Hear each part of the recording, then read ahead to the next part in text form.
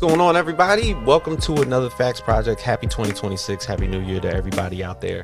This is the first episode of 2026, and I have a very special guest here. Today, Altruist Comics, all the way from Surrey, Canada, Randy Stone. Thank you for being here, sir.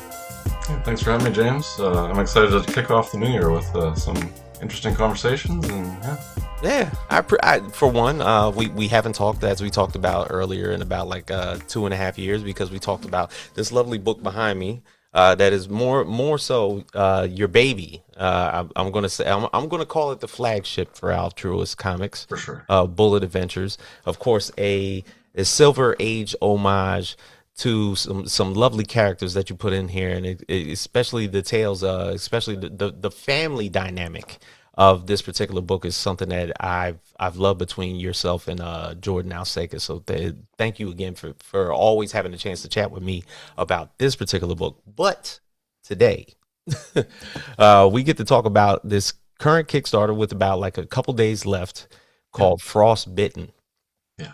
Now, this is a graphic novel. Now, would you proclaim this as a one shot? Yes, for sure. Okay. It's an interesting ending that is kind of open, but the story's done. Got you. And then also, given the fact that outside of being a supernatural horror story, this also has some historical and geographic concepts as well to this, Yeah. because this is kind of like near and dear to you, because this is based in the Northwest Territories of Canada, correct? Nunavut, actually. So yeah, it's one of the territories that when I was growing up, there wasn't a third territory. It was interesting. They changed the name and kind of reallocated some space there, but it's an actual place, Resolute Bay. There's some Canadian history that's true. Indigenous people weren't there for quite a while. The Canadian government kind of put them there just to claim sovereignty over the space. Um, I assume to keep like Russia or whoever else to come in and take the land. So not great for them because it wasn't great conditions there. Yeah. Yeah, so the government didn't do right by them. There's a long history of that here, but outside of that, that is the true basis of the historical events. And then we kind of added some mythology to it and changed it up a little bit to make it a supernatural bent. Excellent. Now, what do you think outside of just the geographics of it? What inspired the world that you were basically creating with this particular tale? So one of the inspirations came from Wendigo. That's another indigenous kind of mythology of this creature that just consumes. Like it obviously predates capitalism and colonialism as concepts that we know them now. But I think current kind of interpretations of it applies to that very much. You know, that constant need to feed, the more you get, the more you want, and this hunger that's just insatiable. Hmm. And of course, these monstrous creatures just feed. So I put that spin on this term that Inuk people were used before, or it was applied to them. I don't want to use it because it's not really appropriate now. Hmm. But it was, whether it's true or not, it was defined as eaters of flesh. Hmm. That was apparently an Algonquin term that was adopted by white settlers, I guess. But the idea of like eaters of flesh, like yeah, they eat meat, like obviously everybody does.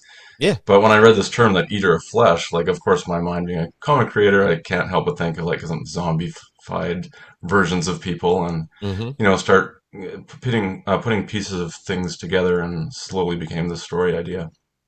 And then I hooked up with Christopher Sebala. Actually, through a Kickstarter, one of his rewards was to co-write a book.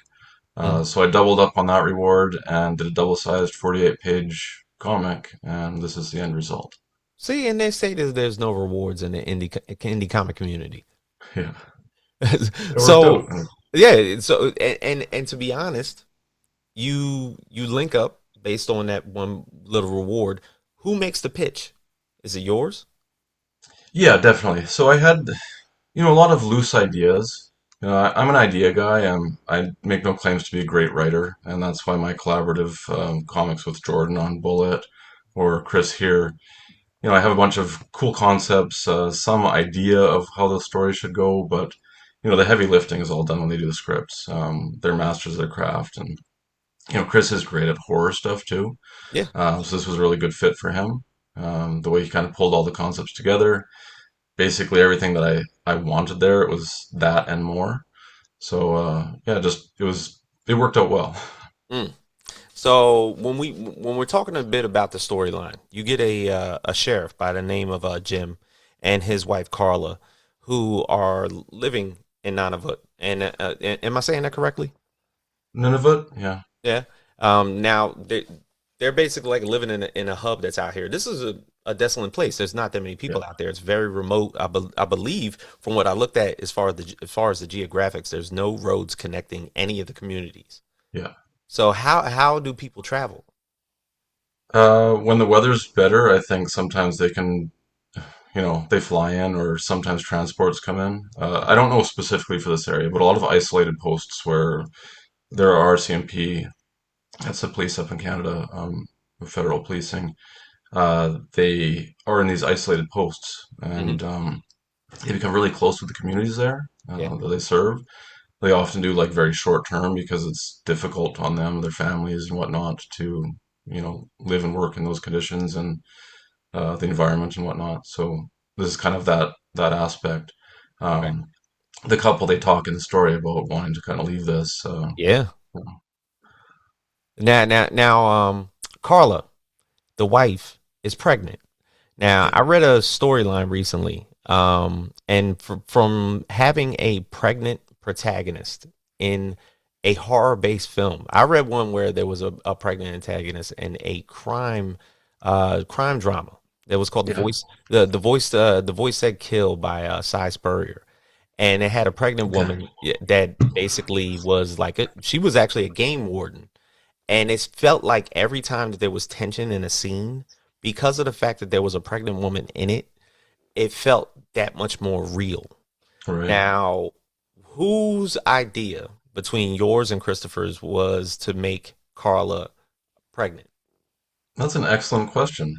This came about probably 6 years ago, so Mm, I don't recall whose idea that was at the time. I'd have to go back and see those email chains. Yeah, I can't claim it was mine, but I don't know for sure. yeah, because It served a purpose where there was another reason why they wanted to get out and kind of change the environment because this was coming. She would have had to leave regardless, but right. yeah, before the stuff hits the fan, they were planning to leave anyways. Yeah, because I mean, one of the outside of just Jim and Carla by themselves, there's another big, I guess, point of view in this is that there's a lot of radio talk because of how desolate and how isolated everybody is. So the act of communication isn't necessarily a hey, I can just go to this person's house and hide or anything like that. There's a lot Right. of what you feel like almost cinematically that if the only people that I can reach is that are the people that I'm essentially talking to on this walkie-talkie, it makes it a lot more feel fearful as far as isolation. My Yeah. question would be, what because you put out the Kickstarter and you asked this question to everybody that basically put in a comment. You asked what their name was, where they're from, and what was their biggest fear. Yeah. What does isolation mean to you? You know what? I'm not really scared of isolation. I'm comfortably on my own, so that's part of it. Obviously, I'm not in a horror book. Right, Um, yeah, I think in the concept of this, sorry, context of this story, the isolation is that it means there's no help coming. right. They really have to resolve it themselves, that is in itself scary because they're on their own. Um, the conditions are horrible. Part of the reason why communication is limited is because of the storms, and you can't get that message out, and certainly you can't get people in. Mm, Um, but yeah, I think for this context, that is the scary part, is that you have to figure it out yourself, and mm. especially in a scenario where you have no idea how to figure out flesh-eating creatures attacking you. Like Exactly. it's hard enough in a city, let alone out there. Definitely. And also even driven in that context is the lack of population that's around here. There's pretty much nobody around here. If we're talking about the actual geographics of Nunavut, there's probably close to like 30,000 people there, if less. Spread out over a huge territory. Huge territory. I Yeah. think in this town itself is just a few hundred. That was an accurate stat that we looked up at the time. So Oh my yeah, God.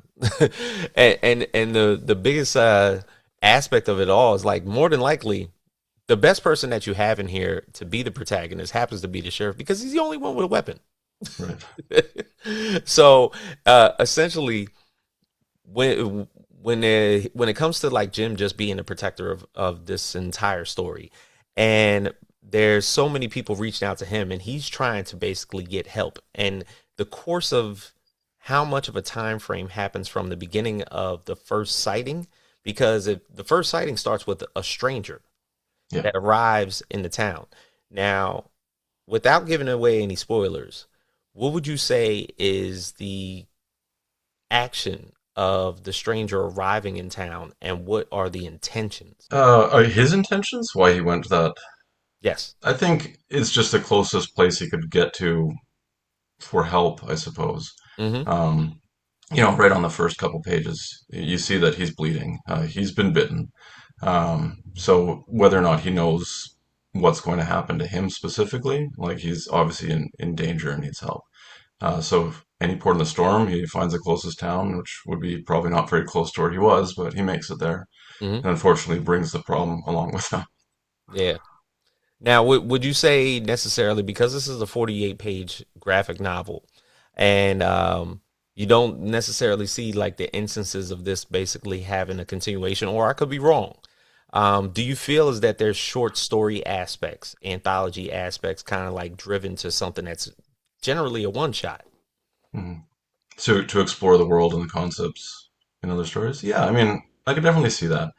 Um, this comic actually was put out by Scout in a previous incarnation, and Mm, they, excuse me, they hooked me up with some producers that were interested in possibly adapting it, which didn't go anywhere. But in that conversation, they wanted something longer, and I started planning like what could it do after the last page. It is very open-ended. yeah, It's not definitive in the way that we ended it because you don't see what happens next, but we can assume. Um, but I did kind of plan out an epilogue that we could expand a little bit more. But yeah, it would be interesting to see other takes and different art teams and whatnot to tackle the idea because it's fairly generic in the way that like zombies or whatever's supernatural creatures, you could kind of tell any tales using that as the antagonist for regular people. hmm. There's, I think, an interesting enough spin on this that it could be a neat approach. Yeah. Do you feel like the best type of stories are open ended?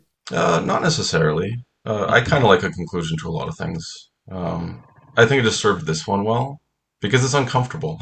Like, Yeah, I think the whole time you're constantly in fear of what's going to happen next, and not knowing. Like when you have that last page turn, you kind of don't know, yeah. and it's your imagination can take you to where I assume it went, but there could be many different paths that you could take from there. Oh yeah, there's always like the fear of interpretation. Everybody will come up with their own spin on how the ending actually does happen. It's Right, but a that's sort not a bad thing. no, it's It's, not a bad it's thing. it's almost collaborative that you have that relationship with the reader that they continue on the story in their own mind. That I can tell you specifically what happened, or maybe it's more interesting what you dream up.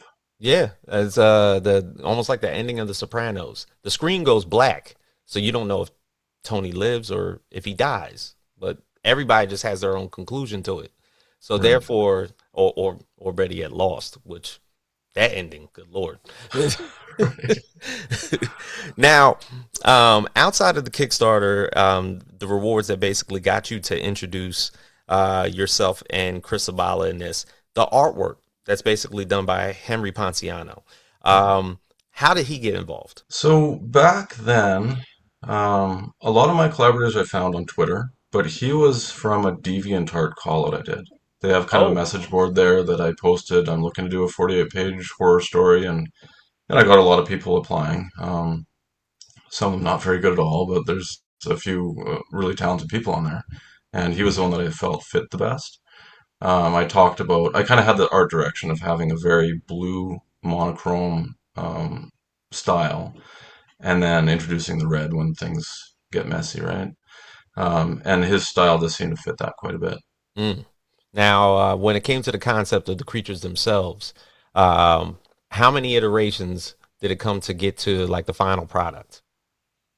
Yeah, I know he had a few sketches that went a little bit further as far as like head mutation. Like, yeah, as the creatures feed more, their limbs become longer and their faces kind of more monstrous. And I know he had kind of maybe inspired by the antlered kind of Wendigo imagery. Ah. They had kind of like almost horn shape curving off the back of their head. And you'll see that a little bit in the story. Like some of them have a little bit of that shape. Mhm. Nothing that spreads out too far from their head or anything, but that's probably where he was going. And we kind of just went with that. Yeah, is there any specific mythologies towards that creature? No, like I'm saying I'm heavily influenced by the Wendigo mythology, Mm-hmm. and a lot of that iconography is like a deer head with antlers or like, a caribou kind of thing, but it has like a skull of Yeah. the animal and then like a human-esque body with long limbs. But that's kind of the idea is that these things feed and they grow, but they never get fulfilled. So they just keep on having that hunger. Mm, And so that's the part that I took with these. Not so much the exact mythology of Wendigo, but kind of adopting some of that concept that they just want more. mm. Now, as far as Jim and Carla, and even the creatures, how they're described, how you're basically bringing them up as sort of these mythological creatures that don't necessarily that are necessarily flesh eaters. Um, is everybody clearly defined, or is there like moral gray areas between why the creatures are feeding Hmm. and why they chose that place? No, I think they just. So in the story, we explore some history that those creatures were around in the past. Yeah. So they're in the area. But as far as why they come to the town, I kind of imply that when the stranger is headed there, they follow. Oh, okay. And so that's kind of why they end up there. As far as like victims, they're not choosing like somebody who's worthy or bad people or anything like that. They're just hungry. Mm. Now, who's I'm gonna take a guess here.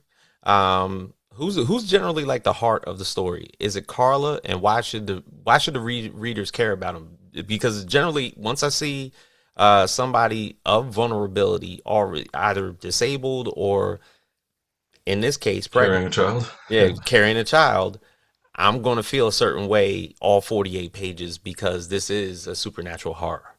Yeah. Now, how are we supposed to deal with the fact of carrying through 48 pages of watching Carla run for her life from flesh-eating creatures? I I suppose that's a bit of a cop out to like suddenly give you that sympathy just because she's pregnant. Mhm. But the first few scenes, like after Jim makes his rounds through the town, we very much set up the relationship between Carla and Jim. Yeah, So you should be kind of attached to them, as any good horror is. You want to like the character and hope they survive. yeah. So you're rooting for them throughout the issue. Um, yeah, I think she is the heart in a way. Mhm. Jim obviously he's wanting to have a better life for her and the baby on the way. She's planning to head out, I think, to her parents soon, and then he's going to get coverage there, so to get a reserve member coming in to take over for him while he can go witness the birth of his child and be there for the initial life of the kid. Um, yeah, we're left wanting the best for them Mm, because they're good people. And we don't absolutely. want them eaten. No, not at all. Now, when it came to the characters that you created in this particular book, outside of Jim and Carla, is there any characters that surprised you as to like that could possibly stand out that you were writing for, whether it was the stranger arriving in the town or somebody else?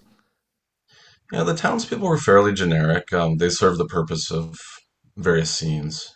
So I won't give any of that away, but we didn't define their personalities as much. It was just a necessary person that Carla would have to run into to get them to the next point or whatever. Hmm. Now, Uh, as far as like the action sequences, how did Henry, because this is a icy frozen landscape, how does he basically point out a lot of the color driven here? Because most of it's white. When you yeah. look at those preview pages, the landscape is vast.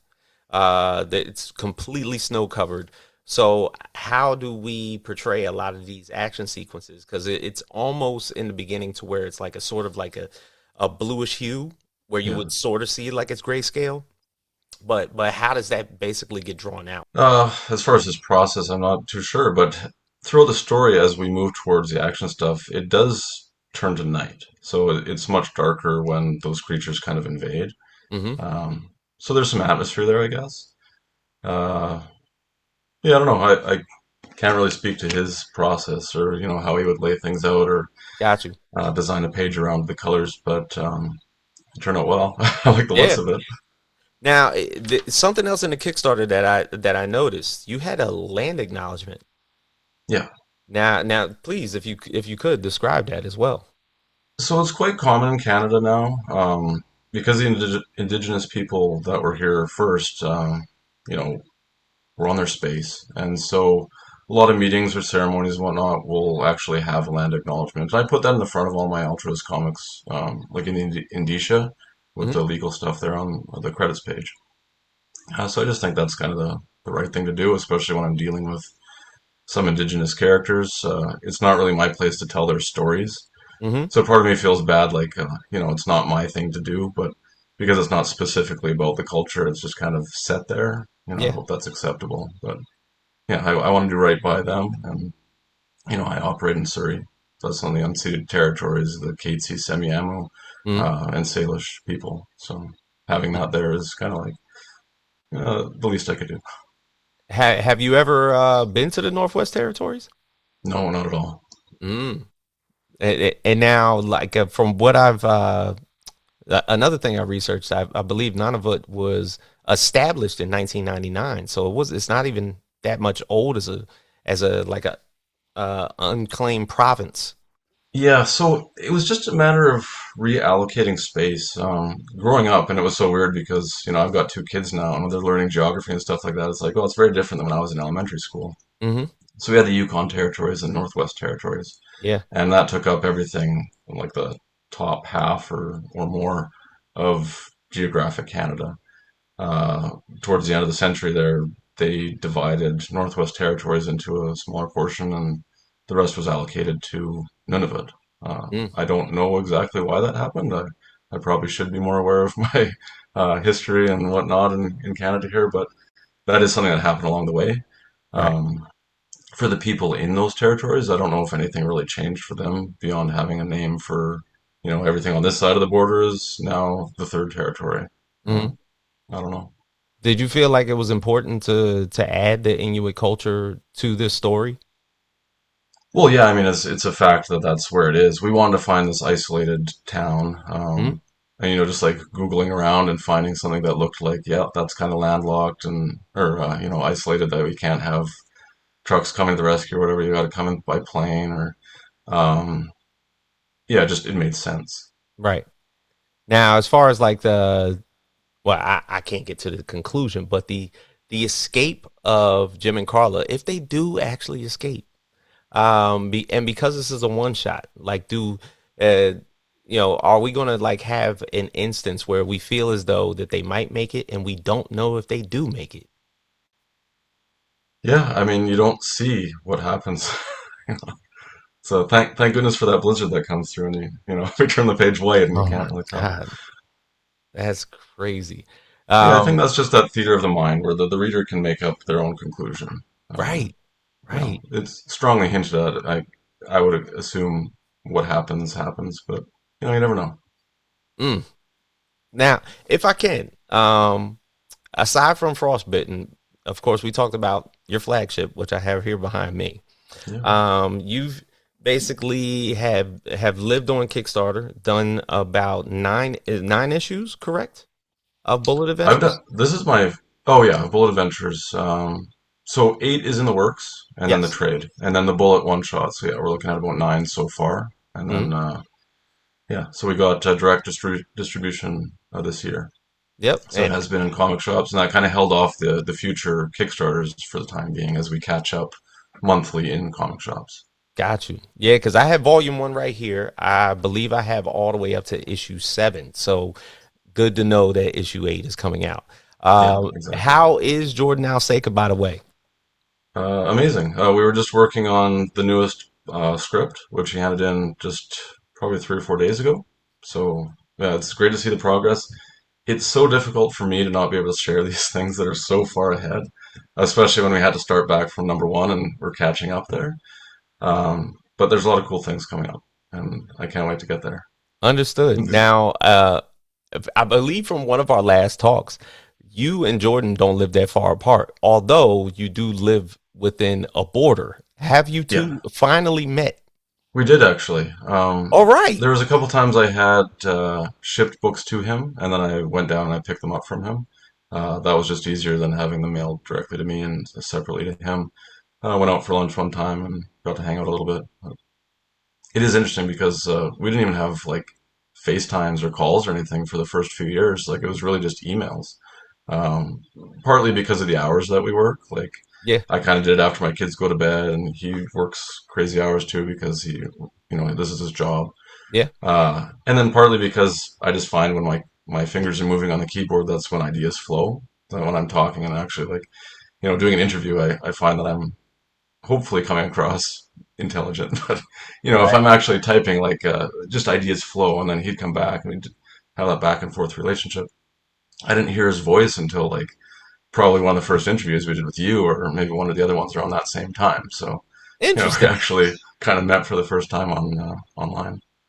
Absolutely. So that first meet, you said that you basically were you picked up a package of books to basically bring Yeah. them back. Have y'all done anything to promote the books, like, outside of like the internet? Have you done any cons together or anything? No, not at all. Mm. I've done only local cons. I'm not brave enough to cross the border and work there because I don't want any sort of tax implications or things like that. So Understood. yeah, but one of these days, I know he does some of the Emerald City and those local shows. Right. That's Maybe I'll just in. head down to visit as a customer. You Is that know, in what, Portland?